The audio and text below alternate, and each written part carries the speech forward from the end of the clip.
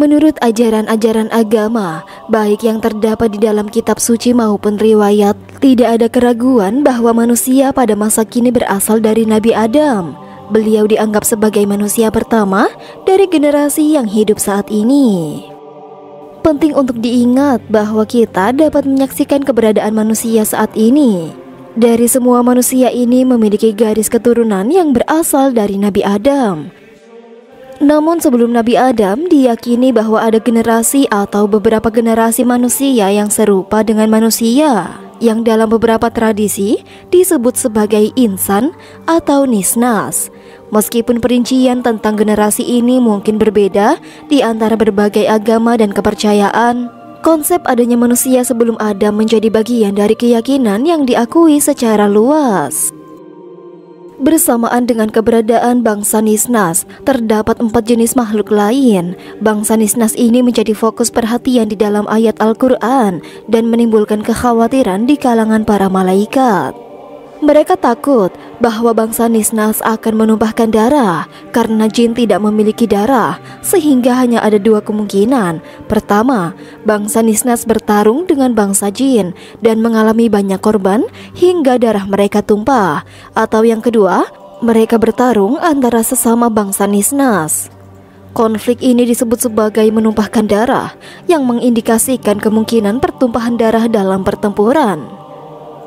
Mungkin ketika Adam baru diciptakan di muka bumi, masih ada sisa-sisa dari generasi sebelumnya yang belum punah, atau ada golongan yang berhasil memenangkan pertempuran, seperti yang dijelaskan oleh sebagian ulama ketika menjelaskan pernikahan anak-anak Adam, terutama mereka yang diusir dari lingkaran keluarga. Janganlah terkejut jika ada klaim bahwa Nabi Adam adalah manusia ke-8 yang muncul di muka bumi. Ada beberapa riwayat yang menjelaskan bahwa generasi Nabi Adam datang setelah 7 periode dan 7 periode generasi semenjak penciptaan Adam. Namun, perlu diingat bahwa riwayat ini mungkin saja mengacu pada banyaknya periode masa lalu, mengingat angka 7 dalam kajian tasawuf seringkali diartikan sebagai tak terhingga. Satu riwayat yang menarik adalah yang direwayatkan oleh Imam Baqir yang menyatakan bahwa semenjak Allah menciptakan bumi, Dia juga menciptakan 7 alam yang berbeda. Setiap alam kemudian punah dan tidak ada satupun dari alam tersebut berasal dari generasi Adam, sang bapak manusia. Allah senantiasa menciptakan makhluk-makhluk tersebut di muka bumi, menjalankan proses generasi demi generasi dan menciptakan alam demi alam yang muncul hingga akhirnya muncul Adam, bapak sang manusia, dan keturunannya berasal darinya. Jika ditanyakan, apakah mereka juga merupakan nabi atau termasuk manusia-manusia pintar, tidak akan ditemukan penjelasan yang tegas di dalam Al-Quran maupun riwayat-riwayat.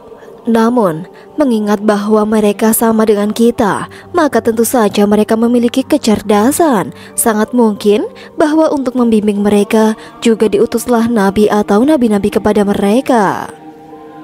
Usia jenis manusia sejak penciptaan hingga saat ini tidak lebih dari 7.000 tahun. Namun, para ilmuwan geologi meyakini bahwa usia genus manusia jauh lebih tua, bahkan mencapai jutaan tahun. Mereka mendukung pandangan ini dengan sejumlah bukti dari fosil-fosil yang menunjukkan adanya peninggalan manusia pada fosil-fosil tersebut. Selain itu, mereka mengacu pada bukti-bukti dari tengkorak manusia purba yang telah membatu. Dengan usia masing-masing fosil tersebut diperkirakan lebih dari 500.000 tahun berdasarkan kriteria ilmiah. Demikianlah keyakinan mereka. Namun, dalil yang mereka suguhkan seringkali tidak memuaskan. Tidak ada bukti yang dapat menetapkan bahwa fosil ini adalah sisa-sisa tubuh dari nenek moyang manusia yang hidup pada masa ini. Demikian pula, tidak ada bukti yang bisa secara tegas menolak kemungkinan bahwa tengkorak-tengkorak yang telah membatu ini terkait dengan salah satu periode manusia yang telah ada di muka bumi. Artinya, periode kita, manusia-manusia saat ini, mungkin tidak bersambung dengan periode-periode fosil yang telah ditemukan. Bahkan, bisa jadi mereka berhubungan dengan manusia-manusia yang hidup di muka bumi sebelum penciptaan Adam, yaitu bapak manusia, yang kemudian telah punah. Selain itu, tidak jarang manusia telah muncul dan punah secara berulang, hingga pada akhirnya generasi manusia yang kita kenal saat ini muncul. Ini menunjukkan kompleksitas dalam sejarah evolusi manusia. Dalam konteks ini, dapat disimpulkan bahwa manusia telah ada sebelum penciptaan Adam, dan bahkan setelah Adam, mungkin ada manusia-manusia lain yang ditemukan. Sebagian ayat Al-Quran menyinggung tentang keberadaan manusia sebelum Adam, di mana para malaikat memiliki pemahaman dan ingatan tentang manusia. Para malaikat bertanya kepada Allah, "Apakah engkau akan menjadikan khalifah di muka bumi yang akan membuat kerusakan di dalamnya dan menumpahkan darah?" Ayat ini menunjukkan bahwa ada masa yang telah berlalu sebelum penciptaan Nabi Adam alaihi salam. Meskipun demikian, terdapat beberapa riwayat yang menegaskan bahwa sebelum generasi ini ada generasi manusia yang telah punah. Riwayat ini menetapkan adanya periode manusia sebelum periode yang saat ini ada. Sebagai contoh, ada sebuah hadis yang menyatakan, apabila malaikat-malaikat tidak melihat makhluk-makhluk bumi sebelumnya yang menumpahkan darah, lantas dari mana mereka dapat berkata bahwa manusia itu akan mengulangi perbuatan merusak dan menumpahkan darah? Mengutip riwayat dari Imam Shadiq yang menyatakan bahwa kita sebagai manusia tidak boleh mengira bahwa Allah hanya menciptakan satu generasi manusia. Sebaliknya, Allah menciptakan ribuan Adam, dan kita adalah generasi terakhir dari Adam, yang merupakan salah satu dari banyak generasi sebelumnya. Selain itu, dalam riwayat dari Imam Shadiq disebutkan bahwa Allah menciptakan 12.000 alam yang masing-masing lebih besar dari 7 petala langit dan 7 petala bumi. Meskipun penduduk setiap alam tidak menyadari adanya alam lain, riwayat terakhir menyinggung tentang penciptaan alam lain yang mungkin berbeda di luar planet bumi. Pemahaman ini tidak bertentangan dengan riwayat yang menyebutkan tentang 7 periode sebelumnya di muka bumi. Namun sebaliknya, hal ini menunjukkan keberagaman penciptaan Allah. Dengan mempertimbangkan kemungkinan adanya manusia-manusia sebelum Adam, kita dapat menyadari bahwa saat Allah menciptakan Adam, masih mungkin ada manusia dari generasi sebelumnya yang masih hidup. Ketika Nabi Adam diciptakan, tidak dapat diabaikan kemungkinan bahwa masih ada manusia dari generasi-generasi sebelumnya yang masih hidup dan tengah mengalami kepunahan. Beberapa indikasi menunjukkan bahwa pada saat penciptaan Adam, masih mungkin ada orang-orang dari generasi sebelumnya yang tersisa. Hal ini mengisyaratkan bahwa mereka masih ada pada saat penciptaan Adam. Beberapa ulama, termasuk ulama kontemporer, mengaitkan hal ini dengan pernikahan anak-anak Adam. Mereka menyatakan bahwa mungkin ada perkawinan antara keturunan Adam dengan manusia yang tersisa dari generasi sebelum Adam. Hal ini sesuai dengan riwayat yang menunjukkan bahwa Adam bukanlah manusia pertama yang hidup di muka bumi. Penelitian ilmiah juga mendukung gagasan ini dengan menunjukkan bahwa genus manusia kemungkinan telah hidup di muka bumi sejak beberapa juta tahun yang lalu. Sejarah kemunculan Adam hingga masa sekarang ini secara relatif tidak terlalu lama, sekitar 7.000 tahun. Oleh karena itu, kita perlu menerima bahwa sebelum keberadaan Adam, ada manusia-manusia lain yang hidup di muka bumi. Saat Adam muncul, kemungkinan besar manusia tersebut mengalami kepunahan. Namun, tidak ada halangan bagi keturunan Adam untuk menikah dengan manusia dari generasi sebelumnya yang masih tersisa. Mengenai pernikahan anak-anak Nabi Adam, bukti lain menunjukkan bahwa mereka bukanlah satu-satunya manusia yang ada. Al-Quran menyatakan, Sesungguhnya kami telah menempatkan kamu sekalian di muka bumi, dan kami adakan bagimu di muka bumi sumber penghidupan. Amat sedikitlah kami bersyukur. Sesungguhnya kami telah menciptakan kalian, lalu kami bentuk tubuh kalian. Kemudian kami katakan kepada para malaikat, bersujudlah kamu kepada Adam. Maka mereka pun bersujud, kecuali iblis. Dia tidak termasuk mereka yang bersujud.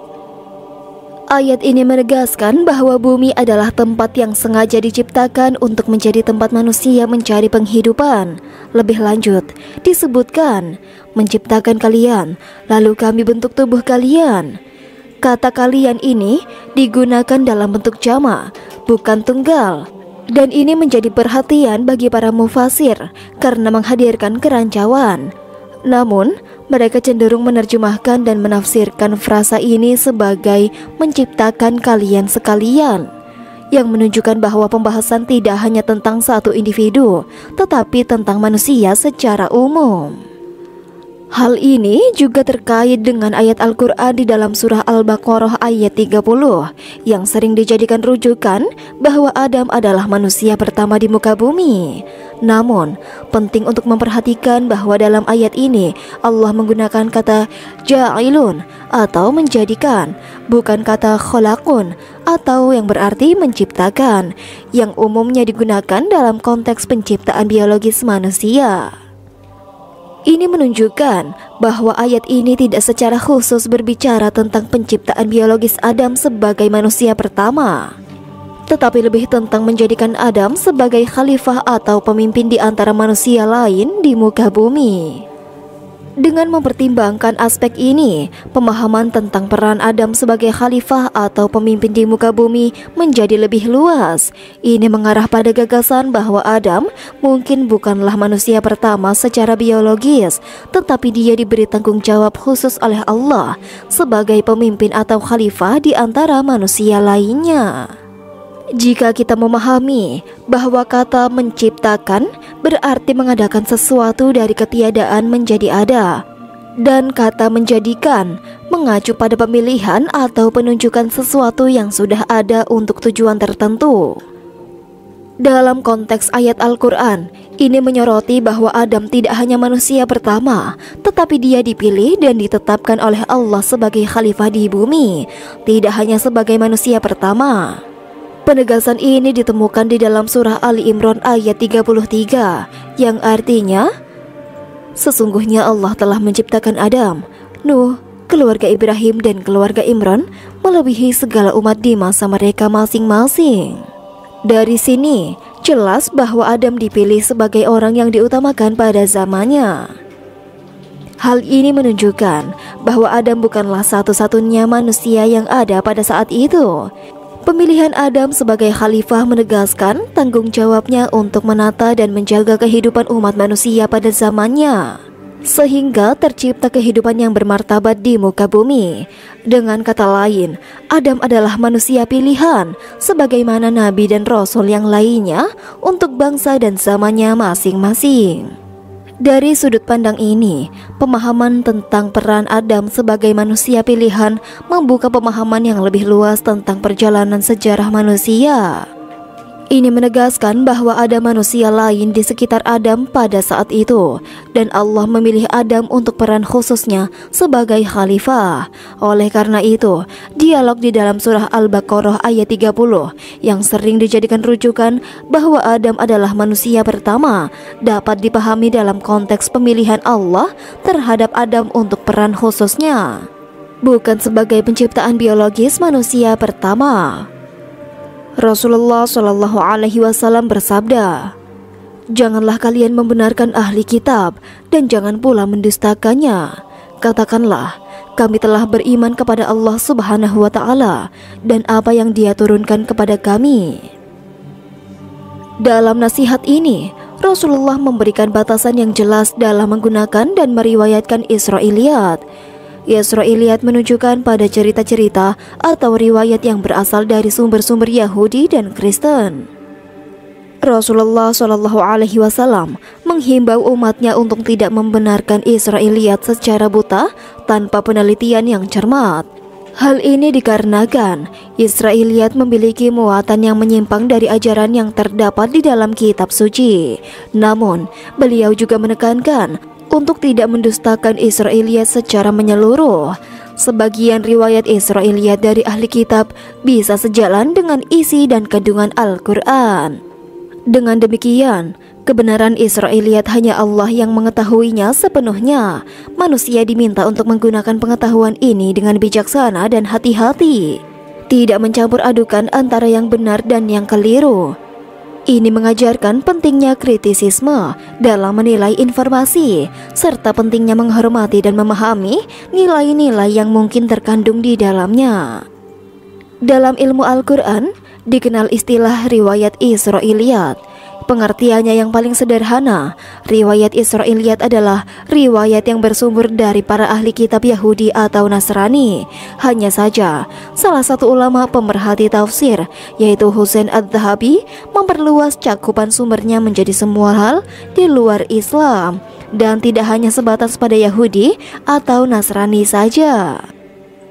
Riwayat ini dapat dibagi menjadi 3 kategori. Pertama, sahih dan sesuai ajaran Islam. Tipe ini boleh diterima atau diriwayatkan. Yang kedua, dalam kajian Israiliyat, ini berarti tidak ditemukan penjelasan atau alasan untuk membenarkan atau menentang riwayat tersebut. Para ulama tafsir berbeda pendapat tentang kebolehan periwayatannya. Dan kategori yang terakhir adalah batil atau bohong dan bertentangan dengan ajaran agama. Jelas ini tidak boleh dinukil kecuali dengan menyebut status riwayat tersebut. Kisah-kisah Israiliyat seringkali digunakan untuk menjelaskan tentang suatu hal menyangkut sejarah masa lampau sebelum diutusnya Rasulullah. Banyak kitab-kitab Taurat yang juga menyelipkan kisah-kisah Israiliyat dalam membahas suatu masalah tertentu.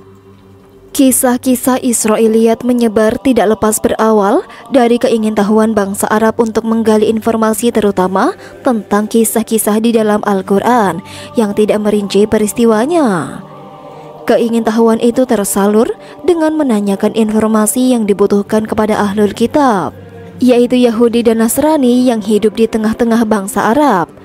Interaksi antara bangsa Arab dengan ahlul kitab, terutama orang-orang Yahudi, sudah lama terjalin sejak 70 Masehi setelah para ahlul kitab melarikan diri dari kejaran dan penyiksaan penguasa Romawi, Titus. Selain itu, dalam perdagangan musim panas ke Syams dan musim dingin ke Yaman, bangsa Arab juga selalu berjumpa dan berkomunikasi dengan ahlul kitab yang tinggal di daerah tersebut. Dari situlah budaya dan pemikiran ahlul kitab diserap oleh bangsa Arab. Sebagian dari ahlul kitab itu ada yang memeluk agama Islam. Misalnya saja seperti Abdullah bin Salam, Ka'ab al-Ahbar, dan lainnya, yang mereka semua telah memiliki informasi beragam berkaitan tentang kisah-kisah Israiliyat. Informasi itu kemudian dengan mudah diterima bangsa Arab karena dianggap hanya sekedar cerita masa lalu dan tidak terkait dengan persoalan hukum yang harus diverifikasi lebih jauh kesahihannya. Mulanya hanya sekedar memenuhi rasa ingin tahu. Berdasarkan riwayat itulah cerita-cerita Israiliyat berkembang dan masuk ke dalam buku-buku tafsir. Hampir kebanyakan buku tafsir klasik memuat kisah-kisah yang dikenal dengan istilah Israiliyat. Wallahu a'lam bishawab. Wassalamualaikum warahmatullahi wabarakatuh.